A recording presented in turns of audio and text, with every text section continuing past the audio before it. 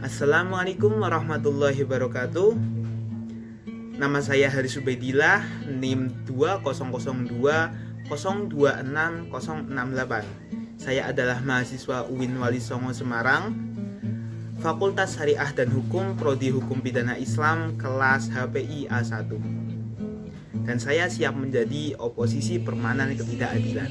Video ini dimaksudkan untuk memenuhi tugas UTS mata kuliah Pengantar Hukum Indonesia yang diampu oleh Bapak dosen Bapak Yayan M. Royani, di mana saya akan menganalisis RUU Omnibus Law menurut saya.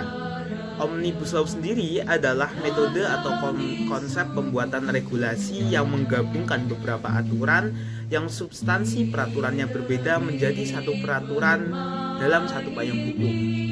Undang-undang ini dimaksudkan untuk merampingkan regulasi dari segi jumlah dan menyederhanakan peraturan agar lebih tepat sasaran.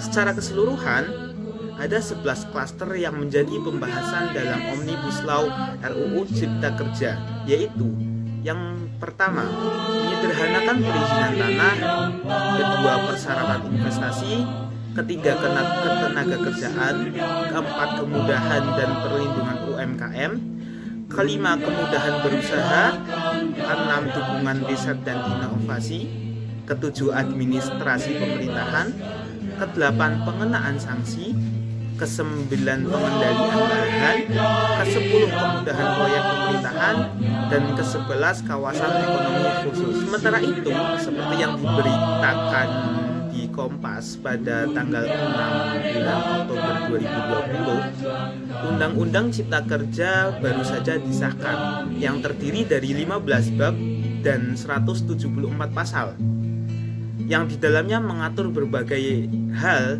dari mulai ketenaga kerjaan hingga lingkungan hidup.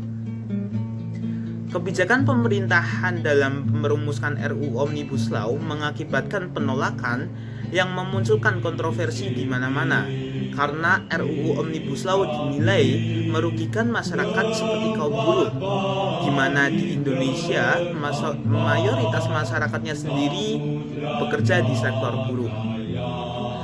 Berikut beberapa pasal yang menimbulkan kontroversi atau pertentangan, yaitu yang pertama ada pasal 79 ayat 2 huruf B yang mengatur pekerja wajib diberikan waktu istirahat mingguan 1 hari untuk 6 hari kerja dalam 1 pekan, di mana sebelumnya para pekerja atau buruh mendapatkan waktu istirahat 2 hari selama 1 minggu, dan pasal ini juga membuat para pekerja atau buruh sulit meminta izin cuti di luar kesepakatan kerja di awal kontrak. Yang kedua ada pasal 77 dalam Undang-Undang Cipta Kerja yang berbunyi setiap pengusaha wajib melaksanakan ketentuan kerja, waktu kerja sebagaimana dimasukkan pada ayat diatur oleh peraturan pemerintahan.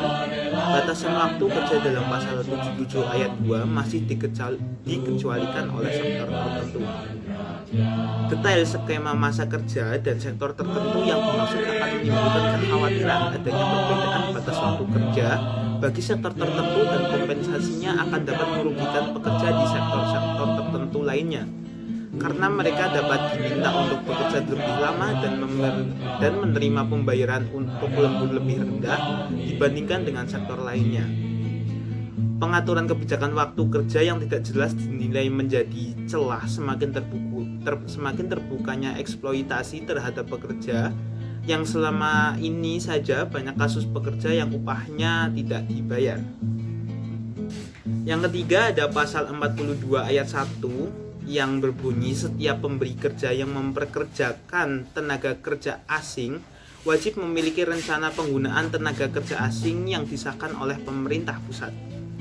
Dalam undang-undang ini jelas mengkhawatirkan tenaga kerja nasional sendiri atau tenaga kerja pribumi negara kita sendiri akan kalah bersaing dengan tenaga kerja asing di negara kita sendiri.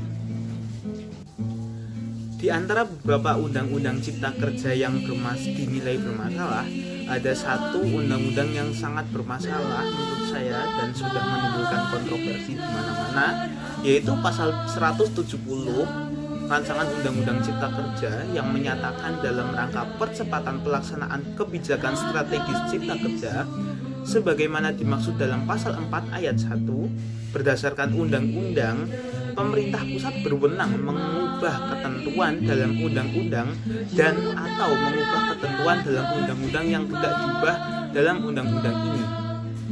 Di sisi lain, undang-undang ini atau undang-undang di atas bertentangan dengan pasal 20 ayat 1, pasal 5 nomor 2 Undang-Undang Negara Republik Indonesia 1945 yang menyatakan bahwa DPR memegang kekuasaan membentuk undang-undang dan peraturan pemerintahan ditetapkan oleh Presiden.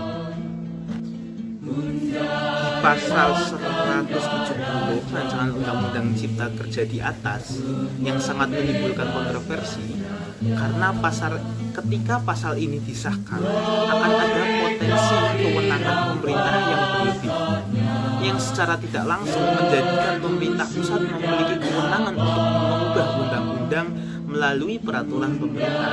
Padahal seperti yang kita ketahui, standar peraturan undang-undang memiliki tingkat atau level yang lebih tinggi jika dibandingkan dengan peraturan pemerintahan.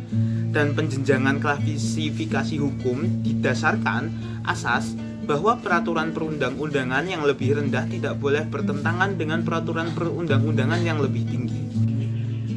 Mungkin itu saja dari saya, kurang lebihnya mohon maaf.